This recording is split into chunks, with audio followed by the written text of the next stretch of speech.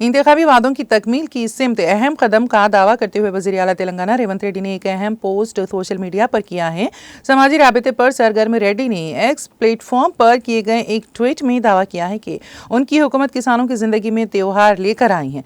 ये किसानों का उन पर भरोसा है। उन्होंने इदादोशुमार का हवाला देते हुए दावा किया है कि 1 साल पहले आज ही के दिन किसानों ने उनकी हुकूमत को मुंतखब किया था और नई तारीख लिखी। किसानों के एक मुश्त 2 लाख रुपए के कर्जा जात की माफी, 7,625 करोड़ रुपए की रैतु भरोसा स्कीम, धान पर फी क्विंटल 500 रुपए बोनस, 10,444 करोड़ रुपए से मुफ्त बिजली की सप्लाई, 1,433 करोड़ रुपए से रैतु बीमा स्कीम, 95 करोड़ रुपए से फसल को हुए नुकसान की पाबचाई, 10,547 करोड़ रुपए से धान की खरीदारी की गई।